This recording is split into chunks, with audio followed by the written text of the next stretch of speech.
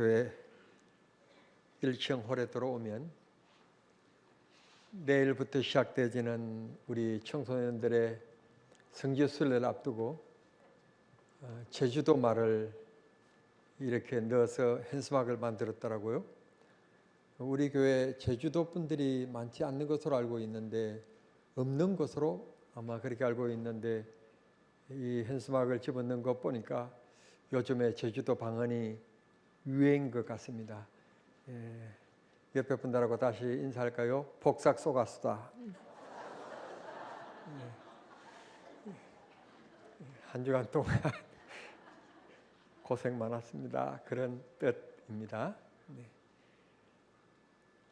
1절부터 14절까지 목사님께서 다른 때와 같이 성경 본문을 짧게 정하지 않고 길게 정했을까? 여러분들이 아마 의문을 가진 분도 혹 계셨을 것 같아서 말씀을 드리면, 본문의 말씀을 길게 읽은 이유는 본문의 말씀을 설명하지 않으려고, 읽음으로 여러분들이 다 본문을 알게 되실 것 같아서 그렇게 길게 읽었습니다. 그 말은 오늘 설교를 길게 한다는 말이 아니고 설교를 짧게 한다는 그런 얘기입니다. 여러분들이 기도해 주셔서 제가 신사의 나라, 그리고 열정과 정열의 나라라고 불려지는 스페인을 다녀왔습니다. 주일 도착하자마자 바로 주일이 되어서 주일 예배에 참여하기 위해서 새벽 2시에 일어나서 우리 현장 온라인 예배를 지켜보고 은혜를 받았습니다. 그리고는 또 찬물을 마시고 조금 거실에 앉아서 좀 시간을 보내다가 또 성경을 묵상하다가 또 오후 예배를 또 함께 또 드렸습니다. 문제는 그렇게 하고 났더니 그 다음날 일정이 돌아올 때까지 이게 해롱해롱, 이게 낮인지 밤인지, 지금 스페인 시간으로는 이 시간이 새벽 2시이기 때문에 지금도 좀 제 눈이 막지 않고 침침한 가운데 있습니다. 그래서 제가 오늘 설교와 달리 여러분에게 부탁하고 싶은 것은, 한국말에 노래 가사가 노세 노세 젊어서 노세, 그 말을 저는 부정한 사람이었거든요. 젊었을 때는 부지런히 공부하고 젊었을 때는 부지런히 돈 벌고 그래야 노후가 평안해진다, 그런 지론으로 살아온 사람인데, 이번 여행을 통해서 제가 깨달은 게, 이거 대수술을 받아서 그런지 모르지만 체력이 급격하게 떨어지는구나. 나이가 벌써 60, 70이 곧 다가오니까, 은퇴가 내일 모레 그렇게 되니까 많이 이렇게 힘들어지는구나. 그래서 부탁합니다. 돈 아끼지 말고 젊었을 때 많이 놀러 다니시기를. 늙었을 때는 성경 많이 보고 주여 주여 기도하시다가 가시기를 바랍니다. 내일부터 많이 주일 빼고 놀러 다니시길 바랍니다. 오늘은 주님과 함께 동행하고 주님의 손길을 붙잡고 다시 우리 여행의 길을 떠나기를 원합니다.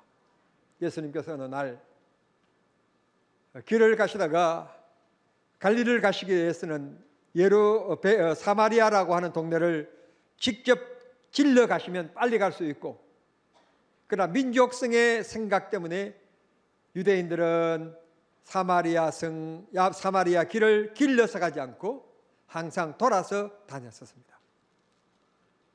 나라가 지배를 당하면서 아픔이 뭔가면 군인들에게 젊은 아이들이 성폭력을 당한다고 하는 점입니다.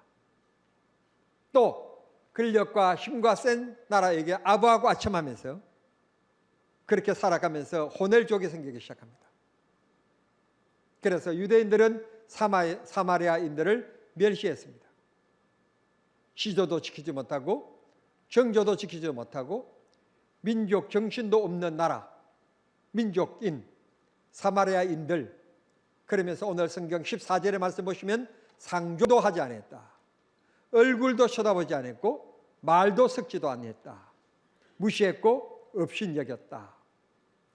인생을 살아가면서 우리가 참 견디기 힘들고 어려운 것이, 무시를 당했을 때, 내가 남에게 정당하게 평가를 받지 못하는 것도 문제가 되질 수 있겠지만, 남에게 절하 평가를 받을 때 무시를 받고 귀를 기울여 주지 않고 같이 어울려 주지 않고 따돌림을 당할 때, 즉 홀로라고 생각할 때, 그때 우리가 참 힘들고 어려워지게 됩니다. 그런 사람들이 사마리아 사람들이었었습니다. 그런데 오늘 성경 본문의 말씀 보시면 예수님께서 이 사마리아 길을 들어서십니다. 유대인이기 때문에 반드시 사마리아 길을 가시면 안 되고 돌아서 가셔야 되는데, 의도적으로 예수님께서는 사마리아 길을 접어 드신 것입니다. 낮 시간이 되고 땀은 흐르고 더운 날씨였기 때문에 목마름이 찾아왔습니다. 마침 그곳에 조그마한 수가라고 하는 동네에 성에 우물이 하나 있었는데, 그 우물은 오늘 성경 본문의 말씀에 야곱이 일찍이 그 땅에 우물을 파서 자손들에게 물려준 귀한 생수였었습니다. 이 동네 사람들은 그곳에 물을 길러서 먹고 살아가는 아주 중요한 그런 우물이었고, 그 우물에 물을 기를 때마다 우리의 조상 야곱이 우리들에게 주신 축복 중에 최고의 유산이라고 노래하면서 물을 길러서 먹고 살아가는 귀한 우물이었었습니다. 평소 날씨가 너무 덥고 힘들기 때문에 낮에는 사람들이 길거리에 오가지 않았습니다. 일을 하지 않았습니다. 집안에서 그늘 속에서 더위를 식히며 쉬는 시간이었습니다. 그런데 12시쯤 되어서 낮 12시, 우리나라로 매우 덥기 시작한 시간, 그 시간에 예수님께서 목마름의 해결을 위하여서 수가성 우물가에 혹시 물을 길러러 오는 사람이 있으면 물을 한 모금 얻어 먹어야 되겠다라는 생각으로 수가성 우물가에 앉아서 기다리고 계셨습니다. 그럴 때에 마치 동네는 사람이 사는 동네임에도 불구하고 낮 시간에 더위에 아무도 움직이지 아니하고 오가는 사람이 없기 때문에 마치 죽은 동네인 것처럼 느껴지는 그 시간에 한 여인이 나타났었습니다. 그 여인의 형편은 이렇게 설명하고 있습니다. 인간의 만족함, 자기의 꿈의 바람을 위해서 성취하기 위해서 5번이나 재혼을 한 사람이었다. 여러분, 5번이나 재혼했다는 말은 참 귀한 인생이었다는 말이 될 수 있겠고, 5번이나 재혼했다는 말은 자기의 꿈의 성취를 위해서 남자를 바꿔봤다는 것입니다. 어떨 때는 좀 상냥하고 손끝에 음식 솜씨도 좀 있고 설거지도 좀 잘해주고, 나 이렇게 얘기하면 여자들이 아멘 할 줄, 좀 빨래 세탁기도 좀 돌려주고 빨래도 좀 내려주고, 오늘 현대인들은 그래야 사랑받으면서 살아간대요. 우리 어르신들은 이해하기 어렵겠지만 요즘 결혼할 젊은이들은 그래야 살아남지, 그렇지 않으면 못 살아남는데요.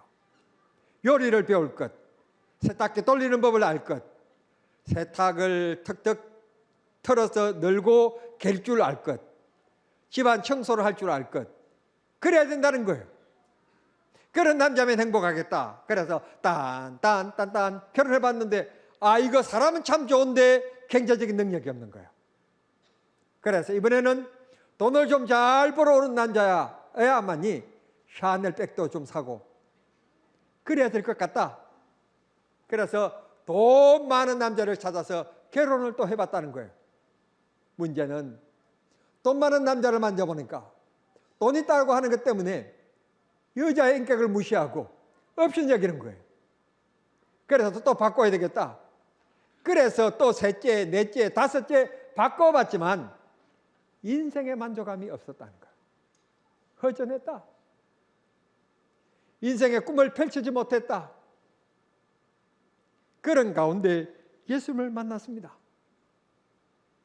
아니, 예수님께서 만나 주시려면 여러분과 같이 좀 똑똑하고 반듯하고 깨끗하고 멋있는 여러분들을 만나 줄 것이지, 동네 사람들에게 저 여자 좀 보라고 그러면서 손가락질하는 그 여자를 예수님께서 만나 주신다는 것은 다른 랍비들, 다른 율법사들에게 문제거리 혹은 공개거리가 될 수 있는 만남이기도 하는 것입니다. 그럼에도 불구하고 예수님께서는 그런 것 따지지 아니했습니다. 오늘 이 여인을 예수님께서 만나 주시지 아니하시면 이 여인은 영원히 피폐한 인생길을 가다가 죽을 수밖에 없는 여인이기 때문에 그 여인을 살려주기 위해서, 그 여인에게 기쁨을 주기 위해서 예수님께서는 의도적으로 그 여인이 다른 사람들의 눈을 비껴 한낮에 물길로 올 줄 알고 그 시간에 그 여인이 나타날 자리에 앉아 기다리시고 계셨던 것입니다. 오늘 또 하나님께서 우리들에게 은혜가 필요하고 우리들에게 주님의 능력과 사랑이 필요한 줄 알고 은혜 주시고 능력 주시고 사랑 주시려고 오늘 주일을 정하셨고 오늘 이 주일날 찾아오시는 여러분들을 기다리고 계시는 줄 믿습니다. 예수님이 수가성 여인을 만나 주셨듯 예수님께서 오늘 주님 앞에 찾아 나온 예배자인 여러분들을 만나 주시는 은혜가 기쁨이 있게 되기를 우리 주님 이름으로 축원합니다. 사마리아, 버림받은 동네, 예면받고 무시당하는 사람들이 살아가는 동네였었습니다. 그런데 예수님께서 한 비유를 드셨습니다. 어떤 사람이 예루살렘을 떠나서 여리고로 내려가다가 강도를 만났단다. 당시에는 치안이 좋지 못했고 당시에는 사람들이 살아가는데 불안한 시대였기 때문에 강도 떼들이 있었던 모양입니다. 강도를 만나서 피를 흘리고 가진 것은 다 빼앗기고 거의 죽게 되어서 땅에 쓰러져 있을 때에 마침 그곳에 다행인 것은 제사장과 레인이 그곳을 지나가게 되었다는 것입니다. 다른 사람도 아니고 오늘날로 얘기한다면 목사와 신학생이 지나가게 되었으니 그들이야말로 불우한 이웃들의 이웃이 될 수 있는 사람들이니 틀림없이 최선을 다하여서 사랑과 도움을 줄 사람들이기 때문에 얼마나 다행인지 몰랐습니다. 그런데 이게 웬일입니까? 두리번거리더니 도움을 주지 않고 그냥 꽁무니 뼈서 도망치고 마는 것입니다. 그런데 예수님께서 하시는 말씀이 마지막에 등장한 인물이 사마리아인을 등장시킵니다. 그는 돌에 맞아서 혹은 몽둥이에 맞아서 피를 흘리고 쓰러져 있는 사람, 보니 유대인인 것 같으니 그저 그를 도왔다가는 자기는 또 사마리아인으로서 자기 동네에서 혹시 문제가 될 수도 있겠고 혹은 그 자리에 오래 머물렀다가는 또 강도에 또 습격을 당할 수 있으니 빨리 도망쳐야 되는데도 불구하고 나귀에서 급히 내려서 그 사람을 도와주었다는 것입니다. 그러면서 예수님께서 던진 질문이 하나 있습니다. 이 강도 만난 사람의 이웃이 누구냐? 누구냐라고 하는 겁니다. 여러분, 제사장이었으면 얼마나 좋겠습니까? 목사가 될 신학생인 레인이었으면 얼마나 좋겠습니까? 그런데 강도 만난 이웃은 사람들이 무시하고 업신여기는 사마리아인이었다고 말씀해 주고 있습니다. 성도 여러분, 정남종안교회가 함께 모여 주를 찬송하고 은혜 받는 일도 중요하지만 우리가 잊지 말아야 될 것, 교회를 향하고 교회를 바라보고 있는 사람들, 믿지 않는 이방인들이라 할지라도 교회를 바라보고 있는 이웃은 없는지 여러분 눈길을 한 번만 살아가는 옆으로 한번 돌려보시기를 바랍니다. 이웃을 만났을 때, 친구들을 만났을 때 혹시 도움을 줄 수 있는 사람은 없는지, 내가 이웃이 되어주고 그의 삶에 힘이 되어줄 수 있는 사람은 없는지, 아니면 우리 정남중앙교회가 그분들에게 물질적으로 도움을 줘야 될 사람은 없는지 여러분 잘 돌아보고 그런 사람이 있다면 구역장님이나 장로님들에게 말씀을 드려주셔서 교회가 그런 사람들에게, 강도 만난 사람들에게 이웃이 될 수 있도록 구제하고 도와주고 용기를 주고 힘을 주고, 그래서 내가 예수 믿자고 말하지 않아도 그분들이 스스로 예수 믿기 위하여 교회로 발걸음할 수 있게끔 만드는, 그게 바로 교회 생명력이 아니겠습니까? 생동력이 아니겠습니까? 교회의 사명이 아니겠습니까?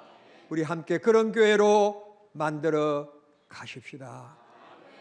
내가 남을 도울 수 있다는 것, 얼마나 유익하고 보람된 일이며 복된 일인지 모릅니다.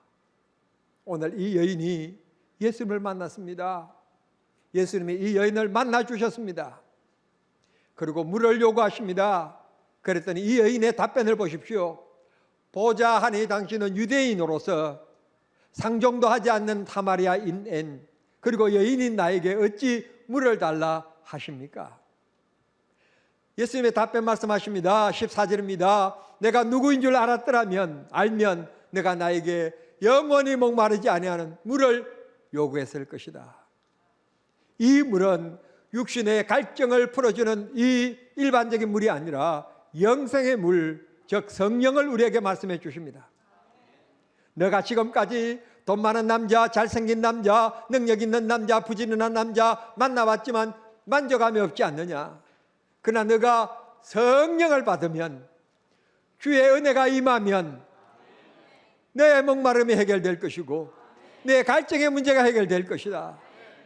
돈도 소유해봤습니다. 멋있는 남자도 소유해봤습니다. 그러나 인생에 만족감이 없었습니다.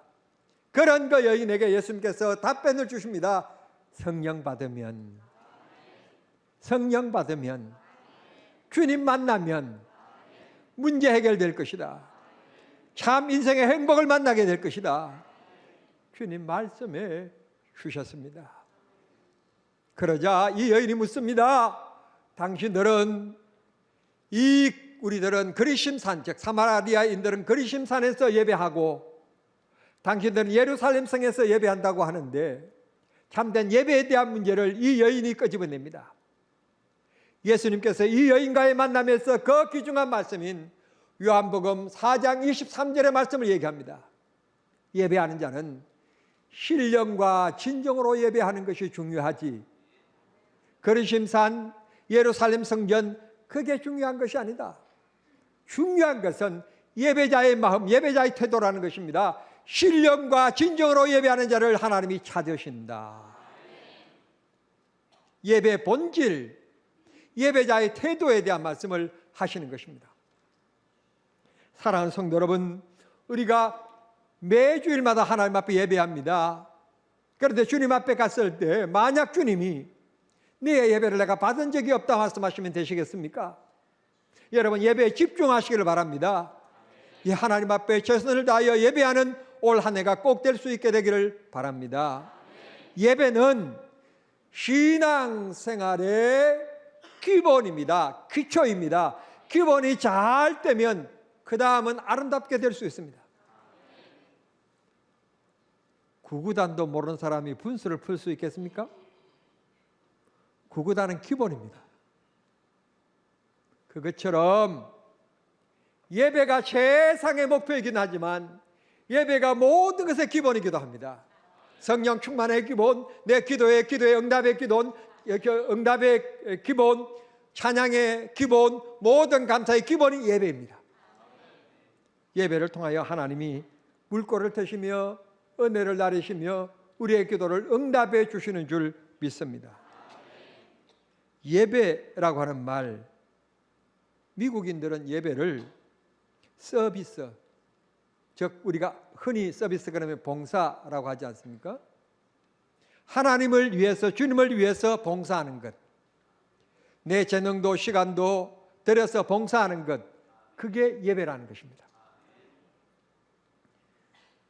한문에서 예배라고 하는 것은 신하가 왕에게 무릎을 꿇고 엎드려 왕께서 하명하신 말씀에 예라고 하는 것처럼 하나님의 말씀 앞에 아멘. 내 생각과 내 뜻과 내 사상과 철학과 다를지라도 하나님의 말씀이기 때문에 아멘. 목사의 사상을 얘기할 때는 아멘 할 필요 없습니다. 그러나 하나님의 말씀일 때는 아멘. 그런 게 예배라는 것입니다. 그런 게 신령과 진정으로 드리는 예배라는 것입니다. 그러면 예배할 때 우리가 꼭 잊지 말아야 될 조건들이 있습니다. 첫 번째, 회개와 감사입니다.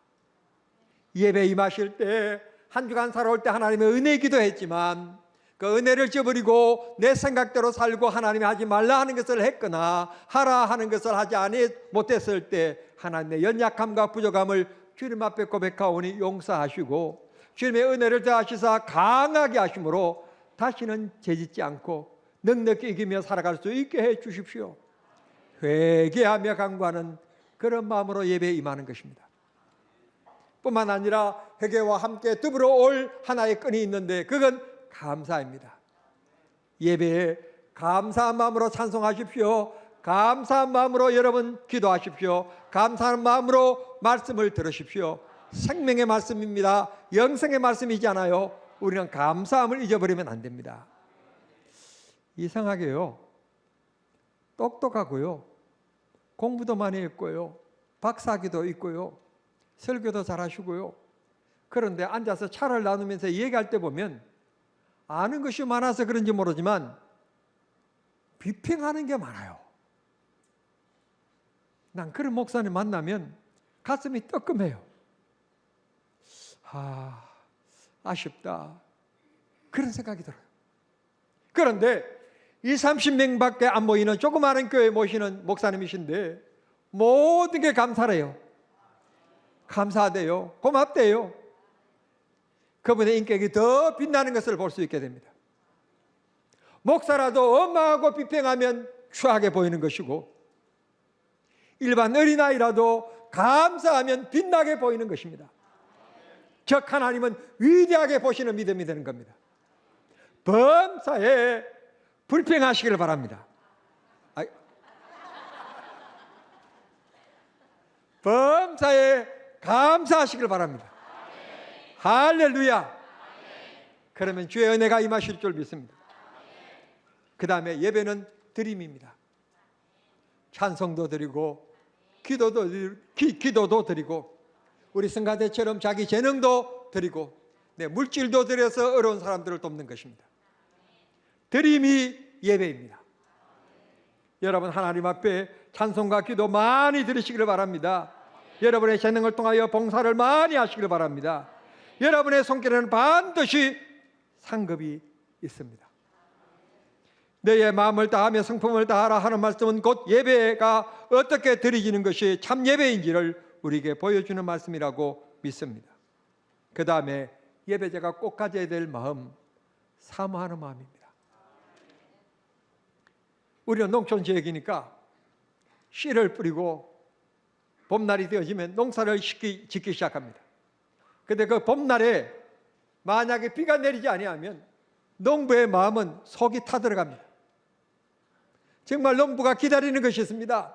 하늘을 쳐다보며 쏟아지는 소낙비입니다.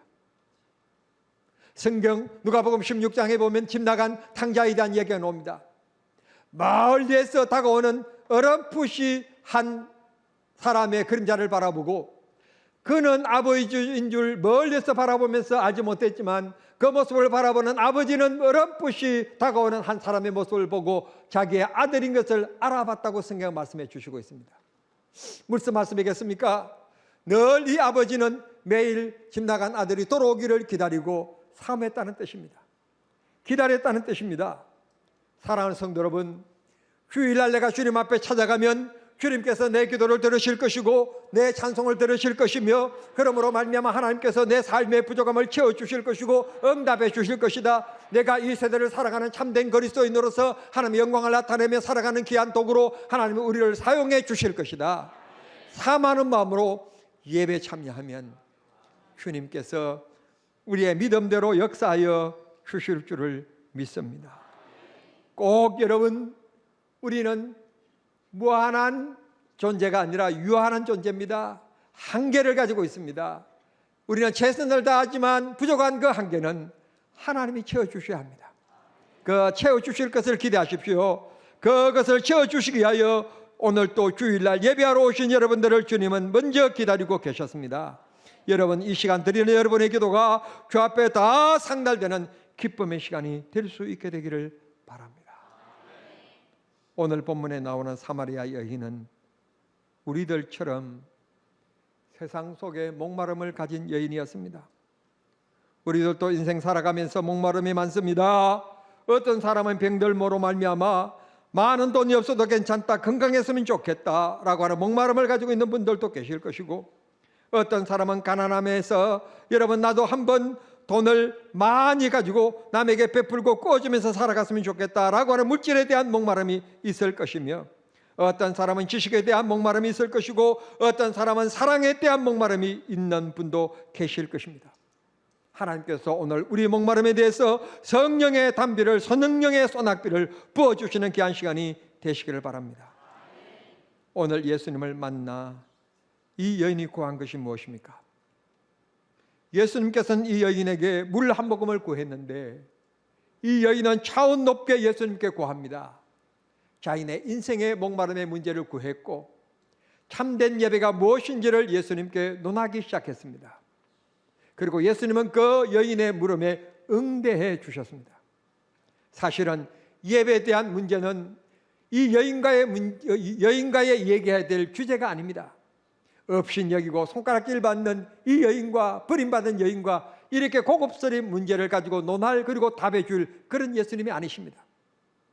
사실은 제사장들이나 율법사들이나 고위층의 사람들과 앉아서 참 예배가 무엇인지를 예수님이 말씀하시고 논하시고 가르쳐 주셔야 될 말씀인데도 불구하고 그들에게는 가르쳐 주지 않았지만 오늘 이 여인에게 가르쳐 주셨습니다.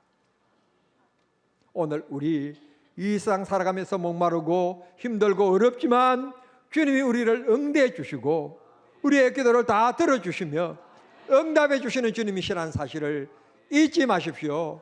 내가 세상 끝날까지 너와 함께 하겠다, 내 오른손으로 너를 붙들리라 말씀하신 대로 주님께서 우리의 삶을 풍성하게 하시고 복되게 하시는 기쁨의 역사가 있게 되기를 우리 주님 이름으로 축원합니다. 하나님 앞에 사모하는 마음 가지십시오. 욕망하는 마음 가지십시오. 하나님 앞에 회개와 감사의 마음을 가지십시오. 그렇게 예배자로 하나님 앞에 나오십시오. 주님께서 여러분의 예배를 받으시고 응답하시고 복 주실 줄 믿습니다.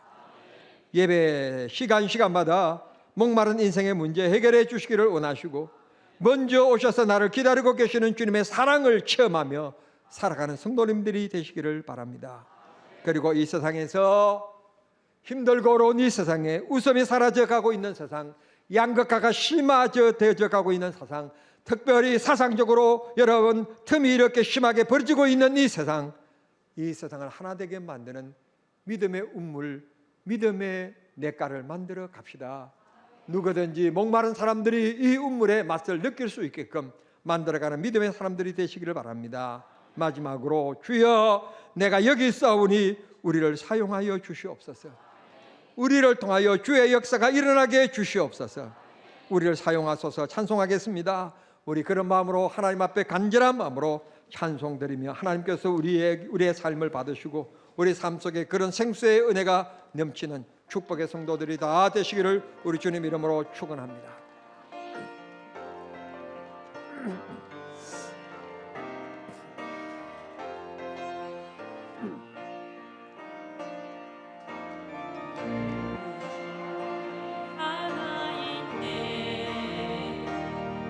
주님 다시 오실 그날까지 우리 가슴에 새긴 주의 십자가 사랑 나의 교회를 살게 하네. 주의 교회를 향한 우리 마음 희생과 포기와 가난과 고난 하물며 죽음조차 우릴 막을 수 없네. 우리 교회는 이 땅에 임하 교회를 교회 되게 예배 되게 우리 사용하소서. 진정한 부흥의 날 오늘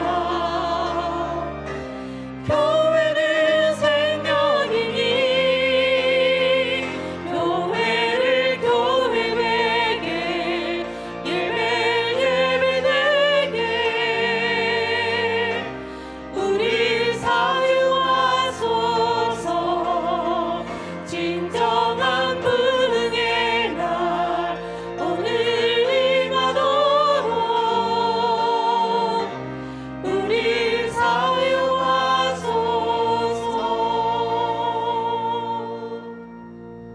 아멘. 지난 주일에 왔던 우리 혜성이